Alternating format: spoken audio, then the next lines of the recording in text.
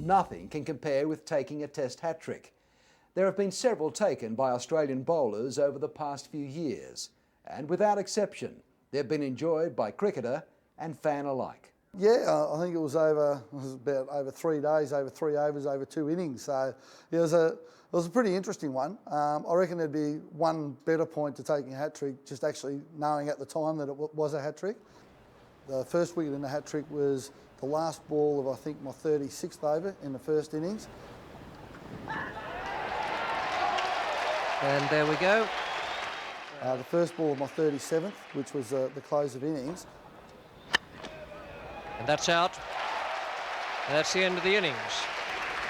And Merv Hughes has now picked up his 5th wicket of the innings. And then the first ball of my first over in the second innings, which was a day and a half later or something. So it was just, it was unbelievable. We got onto the ground and Geoff Lawson had just been hit. Oh, and that's hit him a nasty blow. In fact, it's gone onto the stumps, I think, the ball. Bob Simpson came up and said, listen, 5 overs to bowl, you're going to bowl 3 of them. Let's get out there, let's get the ball up there in line and length, we might get a couple of wickets. All right, yeah. Alan Border came up and said, listen, big fella, you're going to start. And at that time, I think he called me Gronk because he reckons I look like a caveman. So, Gronk, you're going to start. I want you to get that ball in the corridor of uncertainty. And I'm sitting there thinking, corridor of uncertainty, where's that? I've got no idea. Like, it's 10 years on, I've still got no idea.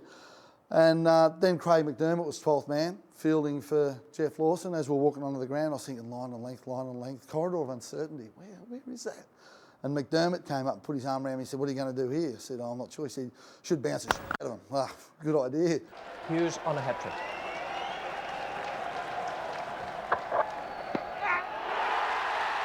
And he's got it. Merv Hughes, a hat-trick.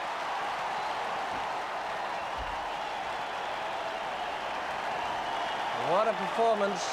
It looked absolutely plumb. Merv Hughes has struck.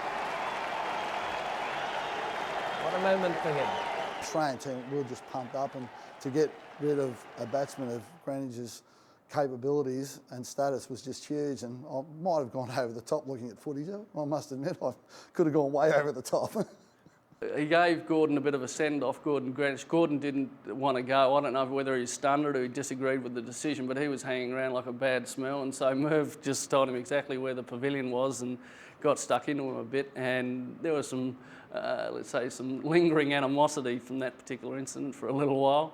It was a pretty sort of electric moment when we went into their rooms after the game, after the day's play, and Merv and Gordon were there, and I don't think either were speaking to each other, and everyone felt pretty uncomfortable with the whole scene, but these things happen, and you look back on that and have a bit of a laugh about it.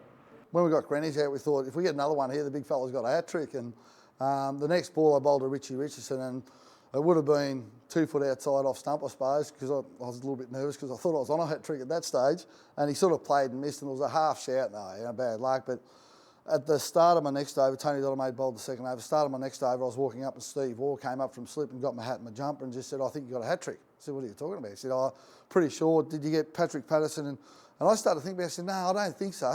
And he said, oh, yeah, we just heard it on the PA system, so you've got one. And then my next 2 overs were just absolute tripe because I was thinking, I've got a Test hat-trick. I was pretty excited with that.